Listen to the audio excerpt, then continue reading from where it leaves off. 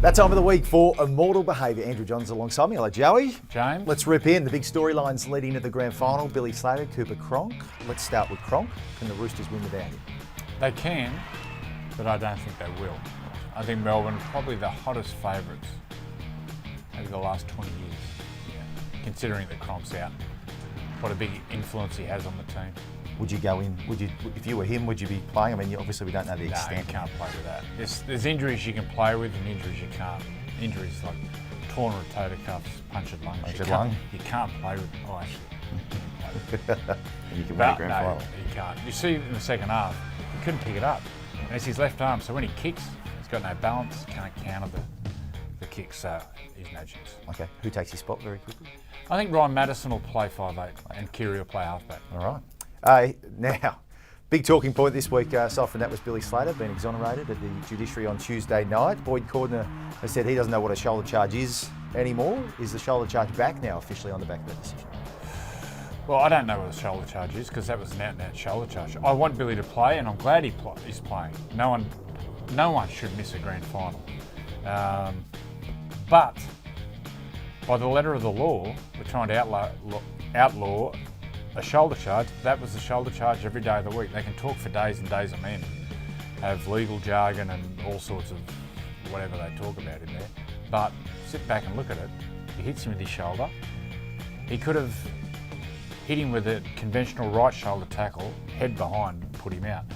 Unfortunately, in that nanosecond, he changed his arm, cocked his arm, and did a shoulder charge. So, by the letter of the law, he should have got suspended, but the grading is all wrong with shoulder charges. They need to sort that out. That should have been 100 points, early plea, and he plays, not 200 points. But trying to get it out of the game, and I think they should get it out. One man that loves to use his shoulders, Dylan Harper, a timely return from suspension, says he's not going to change his style. Should he, though? Maybe. The thing with Dylan, he likes a left shoulder dominant tackle. So what he likes to do, he launches with that left shoulder. When he can get in trouble is when he's on the left-hand side of the ruck, where if someone runs at his right shoulder, sometimes he turns his body and then he loses everything. Hit Corbin Sims in the head, broke his jaw. Then he hit McCulloch and put him in Disneyland. And that one with McCulloch, it was a right shoulder tackle and he went across his body. So that's where he gets it all wrong. He loses his feet. It's not his shoulder. He launches and when you tackle, it's all about footwork. You've got to get your feet in there close. He loses his feet, so he needs to change his technique. All right, away from the grand final, there was a proposal in the News Corp press this week in terms of trying to get crowds back to games and the rivalries, trying to rebuild them, of conference system, Sydney-based conference system where the teams play each other twice, and an out-of-Sydney conference system. They do the same there, then they play from each conference, each team once. There's top four from each team. There's a final series on the back of that. I've got a headache already. Sounds a little bit complicated. Got a bucket of water. You've been about minimising yes. the teams in the comp. Does a conference system work, though? No. Too many teams in Sydney. We need to lower the teams in Sydney, whether that's relocation or only the strong survive. I said that we should put the salary cap up. Talk that a lot of teams do manipulate the cap. Well, put it up where only the strong survive. And I think we need to get down to a 12-team competition. How we do that, I have no idea. It's terrible pain to do that, but I don't know how we do it. Okay. Wayne Bennett, it's official, will not be coaching the Broncos beyond next season. Yeah. Do you think he'll be there in 2019 though? Yeah, I think he will. I think he'll go one more year. I think he can see the young team coming through and the potential there, but I think that'll be his last year, and I think Anthony Seibold will take over. I think the South coach will go north. I think he worked with the Queensland team. Seibold, he's a Queenslander. They all want to go back home.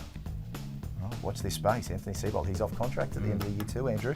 So, the Newcastle Knights, bit of talk that they've grown cold on Isaac Luke. I don't know why. I'd be signing Isaac Luke for sure. Right. I think he's still got 2 or 3 really good years in front of him. Okay. They're worried he's having a shoulder reconstruction. They've signed some players the last couple of years, older players, who are coming off big operations and have struggled to start the year. So I'd be signing Isaac Luke. Mason Lino there? Will that be fine if he doesn't go there? Are they sweet? I don't think they're buying Mason Lino as a hooker. They've lost 2 younger players, Jack Cogger, and they've also lost Brock Lamb, 2 young halves who are leaving. So they need a backup plan for Mitchell Pearce.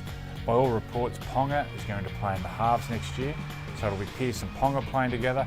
If something was going to happen to them, Mason Lenore would come in, but I'm sure he will start the year, all going well, as that jersey 14 where he can play in the halves or hooker. Okay. Time to play virtual CEO. Yes. You've got no salary cap. You've got no existing contracts. There's a joke there. Don't have to think about states. Don't have to think about what country they represent. Yep. You need to pick your best 17 to have a team out there. Yep. From 1 through to 17. Okay. Run me through them. My fullback would be James Tedesco. This is a simple one. Yep. He's a player on the up and up.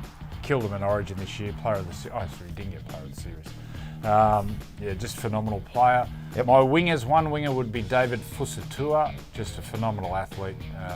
The way he contorts his body and scores in the corner. And Blake Ferguson gets the sets rolling forward, been the best winger all year. Sure. Like an extra forward. My centres, we all know my favourite, Latrell Mitchell. What a player he is. The Ferrari, get him out of the garage, give him as much ball as he wants. And my other centre is Wanga Blake, the Fijian. But they both play on the left side, but they can move around, I'm sure they can. Talented player, Wanga Blake. I think probably one of the best athletes in the game. Over 100, I'd be backing him to win a match race. 5'8", Munster, picks himself. Now halfback, I'm going to go Mitchell Pearce. I'll probably get shot down for this. I think Mitchell's a tremendous player. This year he missed 10 games and still was 6 points off winning the Dally M. So if he played a lot of those games, he would have won the Dally M. Unfortunately, Mitchell played in an era at rep level where there was Smith, Cronk, Thurston, Slater. So poor timing. Front rowers, Jared Warrior-Hargreaves. I think he's been phenomenal in the semi-finals. He's one front rower. My other front rower is Nelson Asafa Solomona. I hope I said that right, Nelson's family.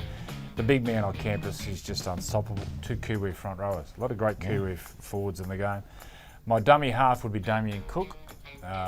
Cameron, I think, is the best player ever to play the game, but Cameron is moving on in the world and might be getting some hair transplants too. That hair's getting a bit thin on top.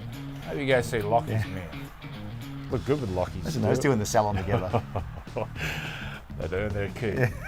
My back rowers is Viliami Kickout. This guy's just extraordinary. What a player he is. And the other side of the field is Felice Kafusi. I think he's best back rower in the world at the moment. Playing dynamic on that right side. And I think in the grand final, I think the combination of him and Slater on that right side will cause headaches for the Roosters. My lock, Tamalalo picks himself. Now on the bench, I've got Kalen Ponga. We all know the superstar he is, living the rock star life in Newcastle.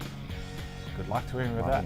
And my bench players, Tarek Sims. I think he's been extraordinary this year. Can play on the edge or play in the middle.